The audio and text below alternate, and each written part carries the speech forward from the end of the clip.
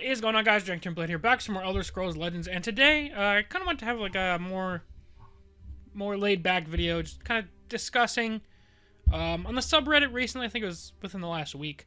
CVH mentioned that there is a balance patch that'll be coming in March, as well as the fact that they're just looking at cards that could be nerfed moving forward. I don't think he mentioned buffs specifically. I may do a separate video on potential buffs after this one. But today I want to take a look at some of the cards that could potentially be getting nerfed in March's patch, and how I would look at adjusting them if I were to adjust them. Now, just for the sake of discussion, I picked out 10 cards.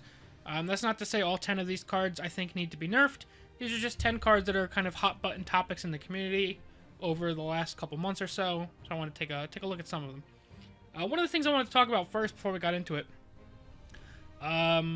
with how prevalent aggro is at the moment, the weird thing is I had a hard time finding a lot of aggro-centric cards that I think needed nerfs. Now, there's some on here, and some of them I will say are just for the sake of argument, but I don't know if aggro decks are so strong right now because of how powerful some of our late game decks are, and it kind of warps the meta in those directions, or if the aggro decks truly are that strong, and maybe there's just some cards that I'm not giving the credit that they're due. I don't know, but without further ado, let's get on into it. So we're going to start with the card that CVH himself mentioned in cards that they're looking at, and that card is Siege Catapult, right here. So, Siege Catapult didn't see really any play at all for like the first year and a half of this game. And it's kind of been getting more and more popular over the last few months as time has gone on. Probably around, I don't want to say quite a year, but it's been picking up more and more popularity as people realized that the full lane condition isn't that hard to trigger, and it's not as hard to trigger as it used to be. Back in the day, you were really only playing like 1 or 2 creatures per turn. The game was very mid-rangey. There was some aggro decks, and there was some really strong control decks. But for the most part, I would play a card, you would play a card, our cards would battle or trade, and there was really a lot of like fighting for the board, trying to gain control of the game over time. Now it's just like, blah, vomit my cards down, and we're just going to go face and race each other. So this has gotten easier and easier to pull off as time goes on. And if you take a look at some of the cards to compare it to, I call them aggro stats with a downfall. In green, you have your Mournhold Trader, 2 cost 4/4, and the downfall for that one is you give your opponent a 2/1 when this thing dies, but still it's 4/4 worth of stats. And this card's always been good, but I don't think it's ever really been considered broken. It's obviously a very powerful card, but the downfall is enough, and 4 health is easy enough to remove by either a 1-drop and a 2-drop, or 2 2-drops, or Lightning Bolt. Lightning Bolt's always like a key piece of removal, double Firebolt. There's a lot of different ways to deal with Mournhold Trader early. Then your other option is, in yellow, you have Pitline. Where are you, Pitline? Right, one more. Right here. And this has Catapult stats with a somewhat similar downfall of cannot be summoned unless there's a friendly creature in each lane. However, Pitline costs 3. So it costs 1 more with, I would say, a slightly more difficult initial trigger, because you can drop Catapult on the board whenever and build up the lane around it. Pitline can't even be summoned unless there's a creature in each lane. But after that, it doesn't matter if you have creatures in each lane anymore. Like, Pitline doesn't say can only attack as well if there's only a creature in each lane. All you have to do is get Pitline down, and he's a normal creature. So he costs 1 more. Slightly more difficult initial, but easier long-term, and has the same stats. So, brings us back to Siege Catapult. What would I do to Siege Catapult if I were to balance it? I could see them going in 2 directions. I could see them bumping this up to 3 cost to make it more like a Pitline. I think it probably gets considerably worse at 3 cost. Probably stop seeing play in a lot of decks at 3 cost. So I think the more likely nerf is either... I think no matter what, if they don't nerf its cost, they will be hitting its health. So at a minimum, I think it'll become a 5/4. I could see this become a 4/4 as well. I don't know if that's too much. It'd put it on Mournhold Trader category. which I still think would be pretty fine overall. Aggro really just wants the stats on the board as quickly as possible, so I think a 4-4 would be fine. So yeah, that's my prediction for this card. I don't think it'll see the cost increase, although it is a possibility. I think the most likely is a stat change, at a minimum to a 5-4, but I could also see a 4-4. So next card up, we're going to stay right in here because it's on the same page. Our good friend Squish the Wimpy. And this hurts me to say because I love this card, and I love what this card has done for Slay Scout. However, this card is ridiculously good. You can put this into like any crappy purple deck, and that purple deck gets like significantly better just because of this card's existence. That being said, I don't think this is a super easy nerf. They've shown through their design decisions in the past that they don't like to make nerfs complex, meaning they don't like to change the effect drastically from what was released, because that may be too confusing or too hard for players to kind of grasp onto. Meaning, I don't think it's super likely that we're going to see a significant change to the text. I've seen people on Reddit suggest friendly creature battles a weaker enemy creature. That may be a simple and kind of elegant enough tweak. I still think this card is ridiculously strong even with that change. But maybe that could be a text change that is worthwhile. I do think it's much more likely that this card gets pushed to 3 or 4 cost. 4 is probably on the edge of playability of, I don't think you just jam this into every single deck at 4 cost, whereas 2 cost you could consider it. 3 cost, I still think this card is incredible. I don't think the card gets much worse at 3 cost. It remains to be seen, though. It's definitely going to be interesting. I think this card most likely will see just a cost change, but I still think it'll be worth keeping an eye on after the cost change, purely because, like I said, I still think the card's going to be incredible. Next up, let's stick in purple. There's a lot of really strong purple cards right now, man. Next card I think they could take a look at is Odiran Necromancer. This card is carrying like a lot of slow decks.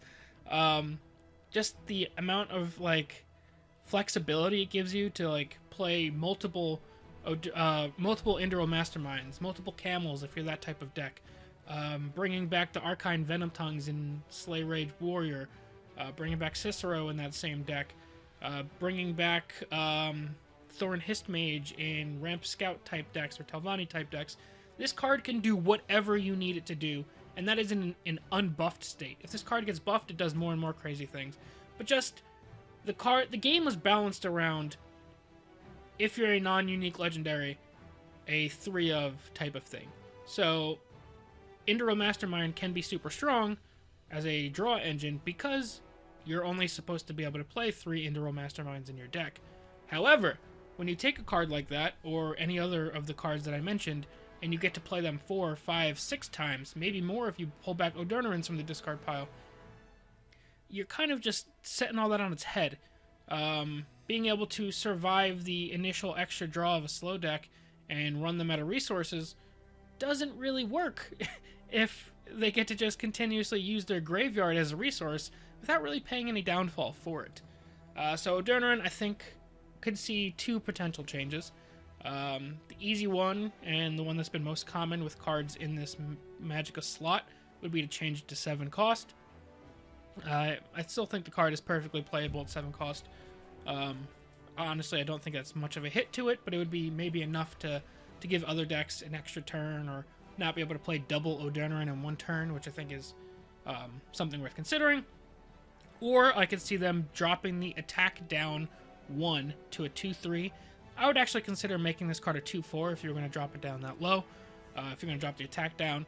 Because a strong number of cards that Odiran is pulling back, typically in our game, are 2-attack creatures. So if we drop this down to a 2-attack creature, it can only naturally res 1-attack or 0-attack creatures, which does make this card significantly worse. That would probably push it out of playability in most decks, and this would kind of become more of a combo enabler, or you to buff your Odernarans to actually res the things you want. But as much as I like this card, I wouldn't mind seeing this card kind of go away for a while. It's been everywhere for quite some time. Let's see where we're going next. Next, we're going to be sticking to almost purple. This is another one that Reddit's been talking about quite a bit. Sorcerer's Negation. It's right up there as one of the best removal cards in the game. The built-in silence is amazing. It lets you get around things like Daggerfall Mage. Lets you get around other wards. Lets you get by guards. This is one of the most flexible and powerful cards in our game. Silence is huge. 2 damage is enough to kill many things. So this card, I think, could be on the chopping block. And if Tricolor didn't exist, I don't think we would be saying that. Back when this was only a Sorcerer card, you didn't have to worry about it as much because Sorcerer didn't have a ton of ways to really play that slower game. So Negation was just an awesome tool for them. But now that we're giving this card to Tribunal and Telvanni, they have tons of other awesome flexible cards, and just adding this on top of it is a little bit of overkill. So I can see them adjusting this card. This is another one that's really tough for me to adjust because I've seen a lot of suggestions. I do read a lot of Reddit. So the main suggestions I've seen have been to swap the effects, so deal the damage first and then silence. I think the card becomes kind of garbage in that state. Not completely unusable, but mostly garbage. I've seen change it from 2 damage to 1 damage. That could do it. The silence and damage would still be incredibly powerful.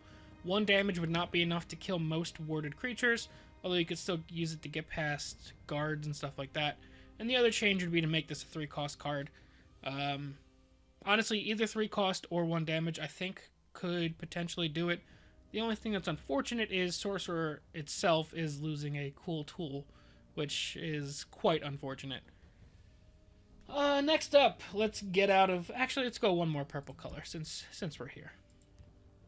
And you probably figured we were going to talk about this fella. This is one of those cards where I don't think it necessarily needs to be changed, but I would not be shocked if it did get changed, if that makes sense. This card is just a powerhouse. This was released back when Warrior was a pretty garbage class, and so of Revenge almost single-handedly was able to bring this card, or bring that deck into relevance. But now Sower is just everywhere, and Warrior is everywhere. So I think everybody's just really sick of seeing this card. If I were to balance this card, I don't think I'd make it a 6-cost card, although I guess you could. I would probably give this the Hand of Dagoth treatment and just drop it down to 4 health if I were to change this card. Make it a 5-cost 5/4 with guard. It still deals 5 damage to your opponent, which is incredibly powerful, but it just gives you a little bit easier way of getting through this card. Like I said, I don't think this card necessarily needs to be balanced, but I wouldn't be shocked if it was, just because of how much the community seems to dislike it. Alrighty, now let's go on into red. And this is that thing I was talking about where we do have a lot of aggro Crusader, and we have a lot of aggro Warrior, and we have aggro Sorcerer, and historically most of the best aggro decks have always been red-based. But I look at the red cards and I'm like, what do you nerf? Like, none of the cards are, like, single-handedly stick out on their own, so I have no idea what I would change. The only red card I would even consider changing at the moment, unless there's something I'm not thinking about, in terms of like a regular aggro package, would be our buddy Withered Hand Cultist. Ooh, excuse me. I would not change most things about this card. 3 cost needs to stay the same. It needs to be cheap enough that aggro can get it out quickly so that I can kind of disrupt Control's game plan.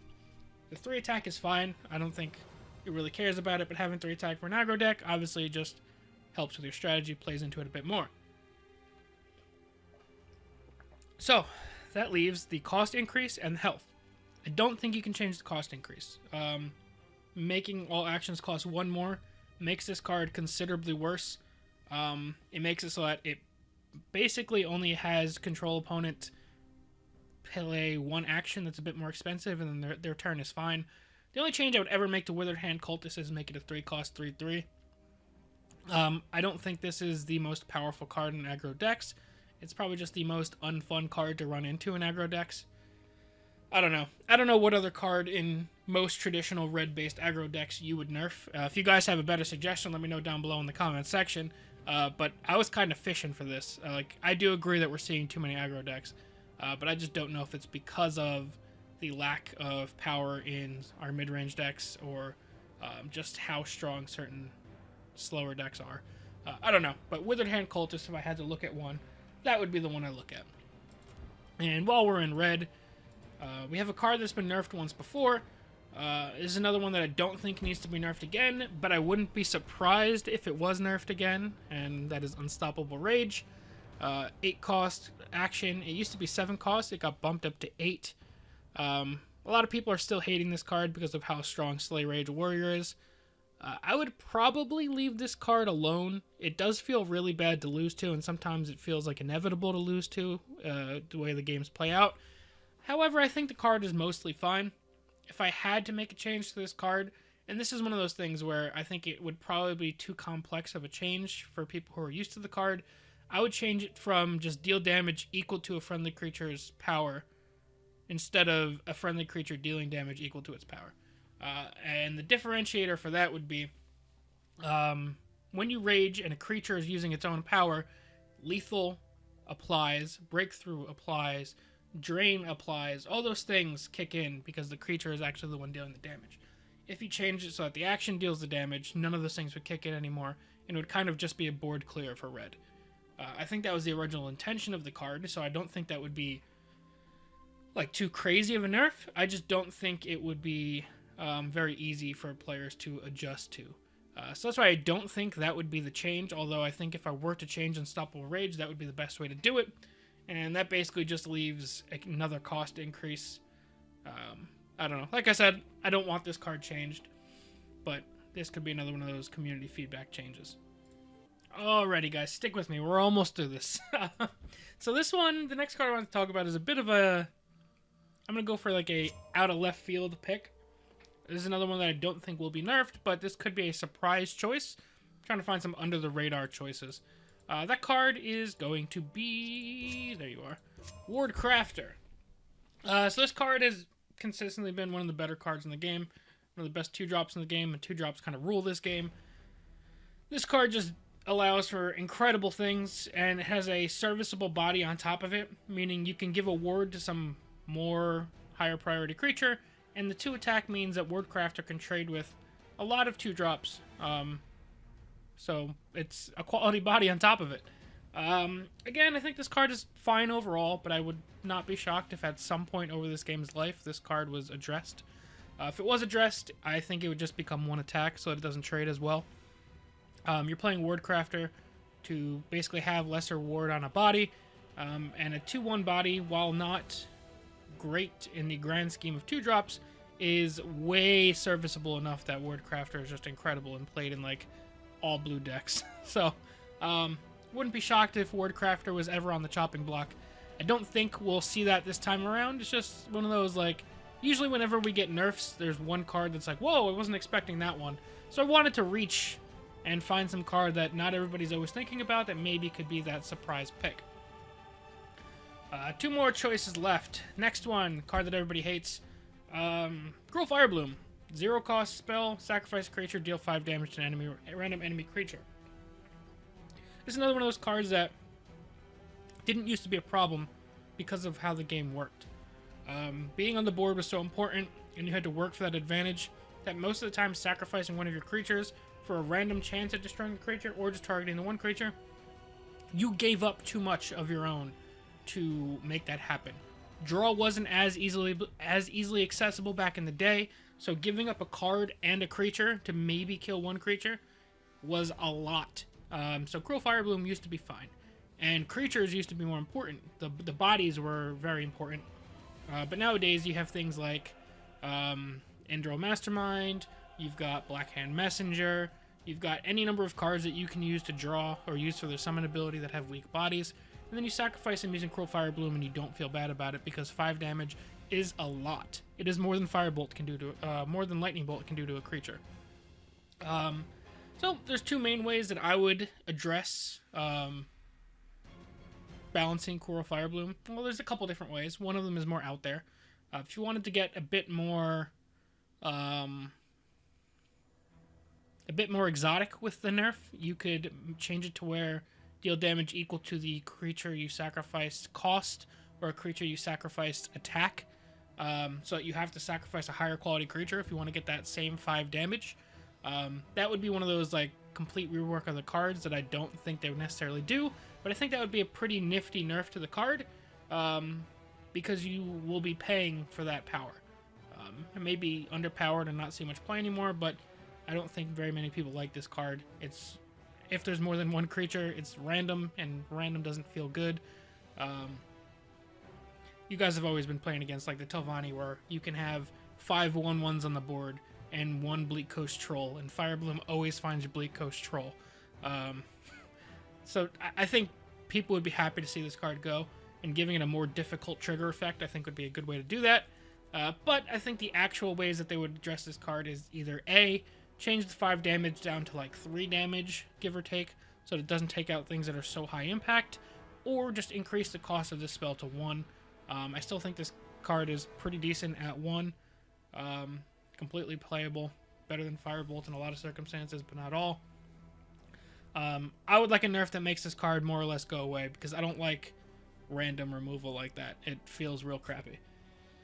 But yeah, I think that's what we can see Cruel Firebloom going to. And one last card we're going to talk about today is another card that I think is mostly balanced overall, but it's always one of the cards that starts snowballing in aggro matchups, and that is 5th Legion Trainer. Almost just choked on my water. Woo! 5th Legion Trainer is seen in basically any aggro deck that runs yellow, especially tokens decks. This turns tokens into threats. 2 2/1s is a lot different than 2 1/1s. I think 5th Legion Trainer is mostly fine.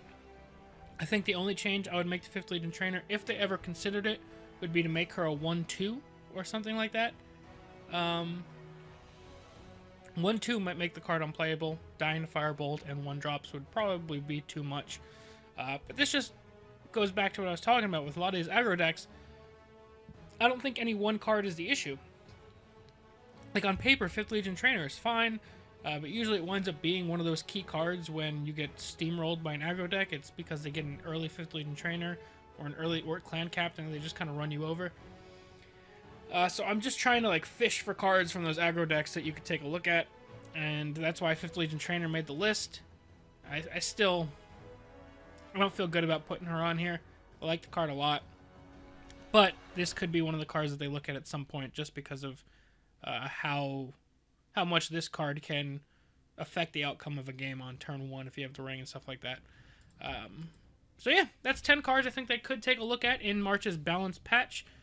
Probably do another video on some cards that they should consider buffing in a future balance patch as well. Yeah, let me know if there's any cards that you guys think that I missed down below in the comment section, or if you guys have better choices for aggro cards. I would love to hear those, because I had a difficult time going through this list and finding what I would change out of these cards. And also let me know if you guys agree or disagree with some of my nerf choices. A lot of them kind of were in line with what I think the community has been talking about for these cards for quite a while, so I don't think you'll find anything radical here. But I thought it was a good point of discussion to bring up, since we're about a week away from getting into March, a little bit less than a week away from getting into March. I don't know when the balance change will come, but it's on the horizon, so I figured we might as well start talking about it. But yeah, that is going to be it for now, guys. Hope you guys enjoyed, and we'll see you guys next time. Peace.